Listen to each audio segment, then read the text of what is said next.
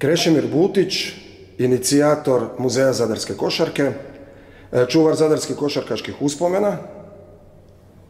Ovo je samo dio materijala koji je pripremio danas, specijalno za čitatelje i posjetitelje te portala. Krešo, dobrodošlica i dobar dan. Evo što si nam za danas pripremio. Hvala vam lijepo na pozivu. Pa tako je, ovo na današnji dan, baš na godišnjicu smrti našega Kreše Ćosića. Evo imam čast baš za te portal da pokažem dio eksponata, naravno samo dio eksponata koji upravo za vaš portal ću ovdje prikazati. Pa možda najbolje da krenemo kronološkim redom. Onda, znači sve je počelo te 1946. godine službeni datum, mada ja uvijek govorim da je povijest zadarske košarke, povijest košarkaškog kluba Zadar i od mnogo prije, tamo već od 1930. godine. Ajmo mi onda ovako kako stoji službeno. Znači, prvo što imamo iz tih godina 1946. to su ova dva pehara. Jedan je, znači, za turnir koji je Zadar igrao u Vojvodini protiv jednog mađarskog kluba, ugravirana je samo godina 1946. i sa, znači, imenom košarkaškog kluba Zadar. Drugi pehar iz iste godine je imenovan, isto ugravirano, znači fiskulturnom društvu Zadar, na gospodina Josipa Pulanića, inače oca od našeg legende Ive Vuče Pulanića. Inače Josip Pulanić je bio predsjednik košarkaškog kluba Zadar. Isto je godina 1946. Sad točno vezano uz ovaj pehar ne znamo da li je to samo kao jedna čast tom gospodinu ili je nešto bilo osvojeno, to ne piše, ja mi nemamo nigdje dokumentirano. A za ovaj pehar, ovaj manji 46, imamo i dokumentirano da je bio turnir u Vojvodini koji je Zadar igrao. Lopta ova, postoji samo dvije po gospodinu, znači Tonči Jerak na nju ustupio ovu loptu.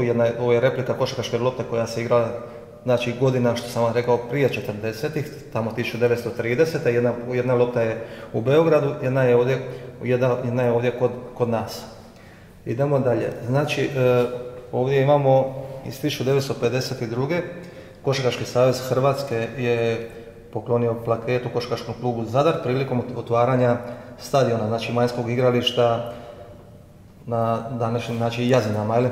I u sklopu istog događaja Zadar je igrao sa košarkaškim klubom Mladost, znači i dobio je isto takav pehar na kojem piše prilikom otvaranja stadiona Zadar 31.5.1952. Znači, bliže nam se 70 godina. Bliže nam se 70 godina od tog događaja, tako je. Znači, to je bila 57. Imamo, 52. pardon. Ovdje je iz 1954. Znači, plaketa koju je košarkaški klub Zadar dobio od Košarkaškog saveza Hrvatske za osvojeno prvenstvo za seniore u košarkaškom klubu Zadar.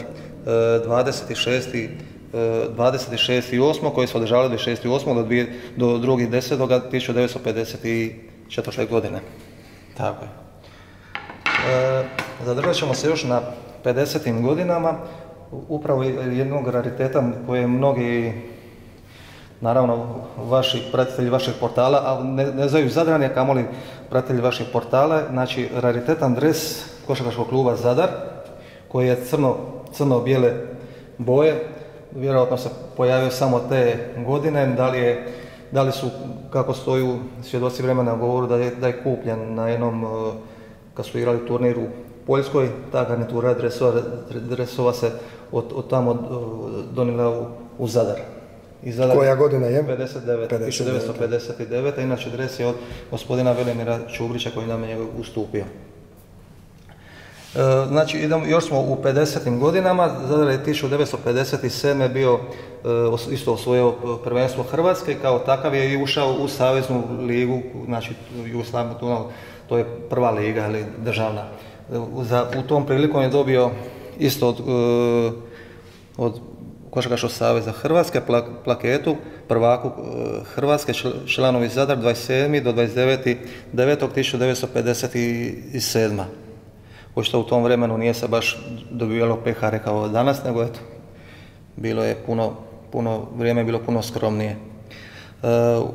Vezano isto uz tu plaketu, uz taj događaj kad smo bili prvaci, samo ću vas malo prošetati da ovamo. Zadar je igrao u ovim dresovima, to su baš oni zadarski prepoznatljivi dresovi, pa po mene su osobno uz ovaj dres iz 74. naravno jedan od najdražih dresova i možda čak i bolje da Zadar nekako nastupa i danas u ovakvim dresovima, ali baš smo pravi, oni, reklo bi se, zadarski. Znači to je ta 1957. godina. Morat ćemo sad opet nazad, da uđemo nekako u 60. Kako sam rekao za vaš portal, ja ne sakupljam samo vezano uz klubske te eksponate, igrača i uprave, kako je Zadar sinergija igrača i navijača, to je nešto neodvojivo. Iz 1965.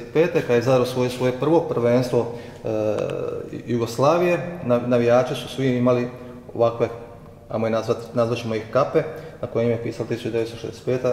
Zadar šampion. To je taj 65. Iz 60. godina odvojio sam samo neke stvari, pehare iz nekih turnira. Ponajviše je Zadar igrao u Kijeti u 68. Odaje sa utakmicom koju je igrao i u Francuskoj protiv Asvela. Lopta, original iz 1968. godine, poklonio nam je gospodin Josipino Grdović. I ovdje su sad neke zastavice koje je Zadar dobivao igrajući kup prvaka 1968. Evo, ovu ću uzeti u ruke da bi vam mogao krenuti. Znači, igraju sa Juventudom iz Badalone i moramo krenuti tako da vidite i datum same odigrane utakmice. Još daleko 68. znači su se pravile su se zastavice koje su bile baš specijalizirano za susret koji je posvećen. Tako je.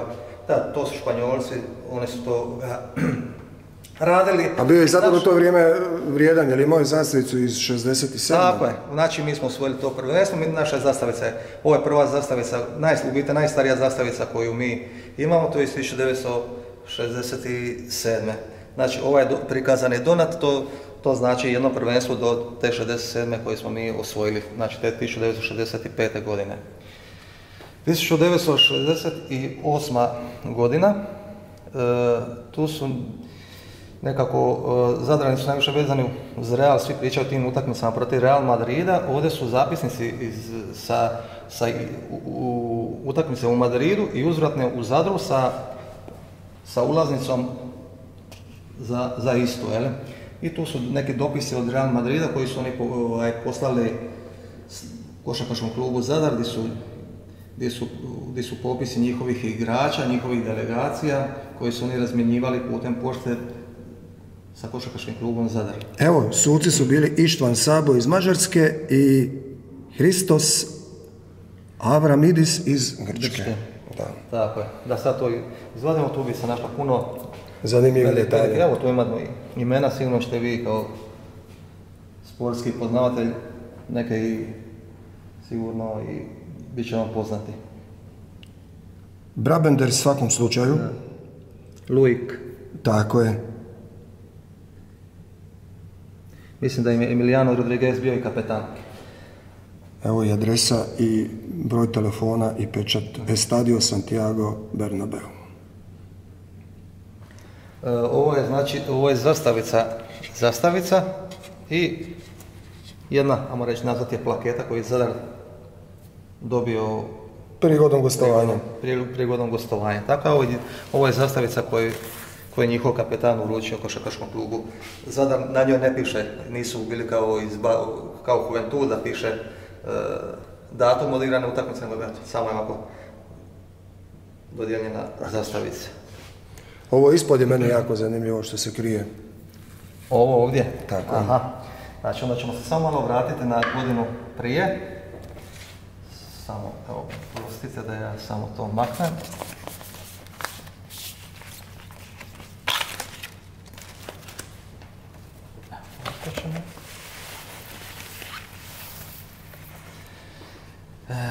Znači, doli u starim slačionicama Zadra koje su dosta derutne, radi te derutnosti su inače eksponati dosta, ovako vam reći, neću ih nazvati oštećeni, ali dosta su, ne izgledaju originalno, nisu čisti, dosta su... Nisu reprezentativni. Nisu reprezentativni, tako je. Ali eto, vjerujte mi na riječ i kakvi su bili, sad bar se može iščitati natpisi na njima i stvarno izgledaju u odnosu na prije bar dostojno ovoga što mi sad ovdje prikazivamo i što prezentiramo. Znači, o čemu se ovdje radi? Projekt dvorane Jazine, koja se radila 1900, znači da bi Zadar nastupio u kupu prvaka, morao je igrati nad natkrivenom dvoranom. Znači, dvorana se izradila uz 70 dana, 1967. da bi 1968. Zadar mogao nastupati u kupu prvaka. Znači, ovdje je, to je taj donat projektno poduzeće Zadar. Eto, ako budu tražili ikada da znaju da imamo originali gdje se nalazi i koga trebaju tražiti. Ovdje je tehnički opis kako se dvorana radila. Evo, imamo i tu inženjer Slavko Šimatić, mislim da piše. Tako je. Rujan 1967. Pristup do ovog balkona predviđen je kroz zgradu Lutkarskog kazališta. Imamo sad i novo kazalište Lutak, imamo sad i novu dvoranu. Ovo je uistinu pravi dokument vremena za grad Zadar. Tako, ovdje su silni, nije ovo samo jedan, ovo su silni, ajmo reći, nazvati nacrti, tlocrti, sa svake strane. Ima tu stvarno papirologije podosta. Znači, to su ti neke tehničke stvari kako su se radile sad, eto. Govorimo o vremenu 50-ih, 60-ih. Zašto sam stavio ovo jedno ime koje u Zadru se dosta prešućiva, gdje god se spomene, ali dosta se prešućiva. A ja kažem, već dugo proučavam tu povijest, jedan mogu odgovorno reći zaslužnik za košarkaški Zadar, gospodin Enzo Soviti. Ovo je plaketa koju je on dobio i koju je ustupila njegova obitelj i hvala i na tome. Ovaj gospodin zasigurno grad Zadar mu se mora odužiti na jedan način, to kako sam naveo i kod vas u intervjuu, ili je to neka spomen ploča u dvoranama, ili je to ulica, ali apsolutno nešto mora imati. Ovako, ovo je jedan meni koji je Zadar igrao i 69. sa Real Madridom, ne znam da li će vam biti zanimljivo, kad je već vezano, govorimo o Realu. Meni u restoranu Ivo Pudi Iklan u Boriku se gospoda iz Madrida i naši igrači Zadra su, znači oni su tu jeli. Tu imamo taj meni, aperativi, sve što piše i naravno tu su potpisi igrača Reala iz Zadra sa datumom to 6.2.1969. Polako bi sad prešao na 70. To sam isto par tih nekih eksponata, isto Zadar je dosta igrao tih turnira, nažalost moram reći iz kojih razloga sad ne znam,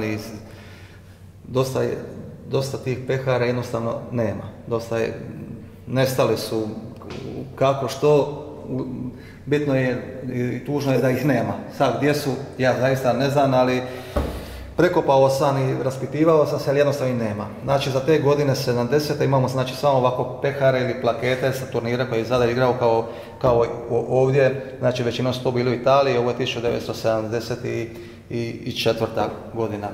Pošto je 74. 5. su Zadar igrao s Real Madridom i onda je Real pregon poklon darivao s tim da doli, vidjeli ste izložbu Krešimira Ćosića, i darivali su svakom igraču Zadra i sat sa ugraviranim grbom Real Madrida, zaista gospodski klub.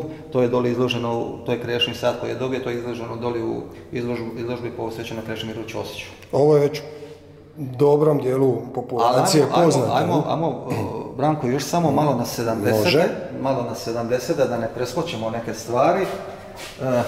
Zadrani su, svi su vezani nekako za ove dresove, ovakvi dresovi, vi su gori u dvorani, daju dužnu počast našom Kreši i našom Pinu.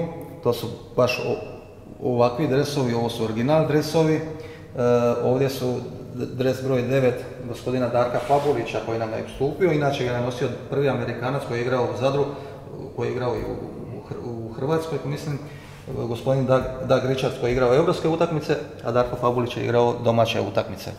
Dres broj 4, znači kad je Krešo bio u Zadru, Krešo nosio 11, nema ga ko drugi nositi, onda je Čiro nosio broj 4, ovaj dres gospodina Čire Peričića. A ova trenerka je isto, znači ovo je baš original trenerka iz tih godina. Evo krenut ću je i ovako, možemo ovako i ljepša. Broj 8. Zadarske legende, evo ostavljam vama pa vi odgovorite koja je to legenda. Bruno Marcelić, sljedeći broj koji ćemo umiroviti u Zadru. Bravo, to je gospodin Bruno Marcelić. Ovaj dres smo samo, kad smo govorili o 67. preskočili, znači ovaj dres iz 67. nosio je gospodin Pero Anić. Ustupio ga njegov sin, naš priznati kardiolog, doktor Ante Anić. Evo Branko, ovo je jedan samo mali dio. I kruna, je li 86. slavna i opjevana koja nam je ostala. Bravo. Kruna. Tako je, 86. ta nezaboravna titula. Nažalost, ipak ono što sam prije govorio, replika toga pehara, gdje je onaj stalnište sad dobiva, to ne